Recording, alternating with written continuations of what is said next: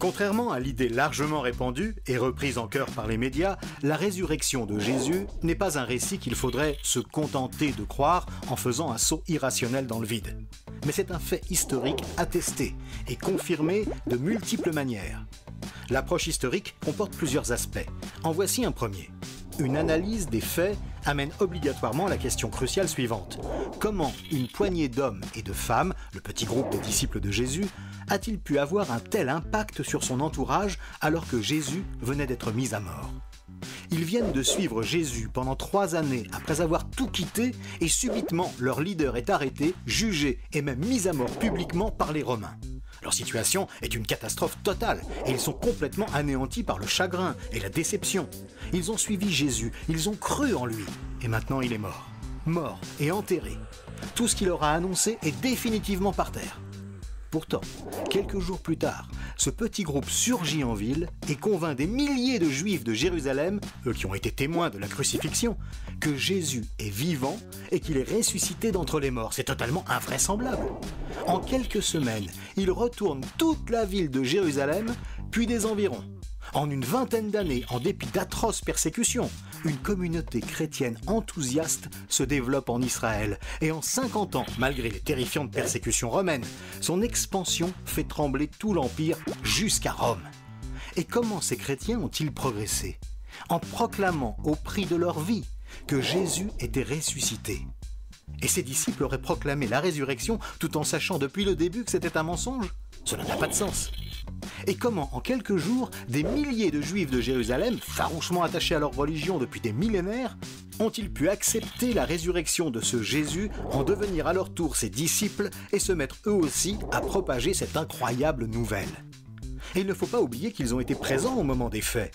Ils savent avec certitude que Jésus a réellement été crucifié parce que cela a été fait publiquement, à Jérusalem, au beau milieu des festivités de la Pâque juive.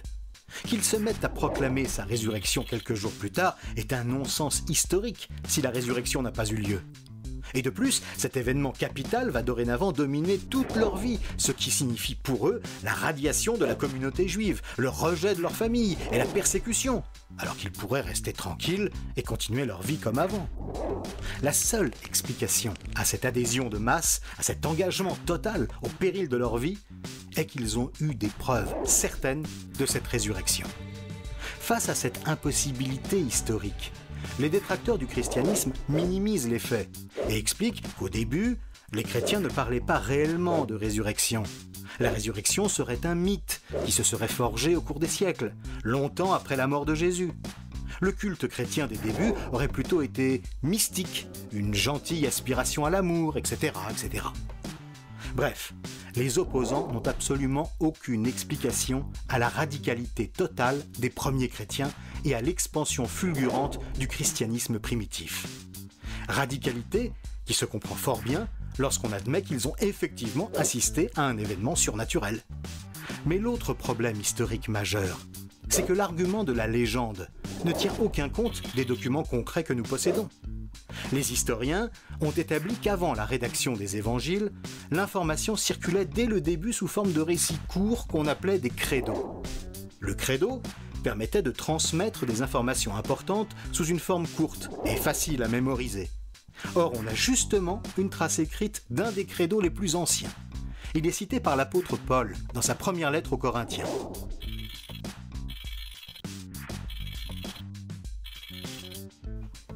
Les experts ont établi que Paul l'a probablement reçu de Jacques et Pierre, disciples de Jésus, lorsqu'il les a visités à Jérusalem 3 ans après sa propre conversion. Il est attesté que ce credo existait moins de 5 ans après la crucifixion, donc à un moment où les témoins oculaires des faits étaient encore bien vivants.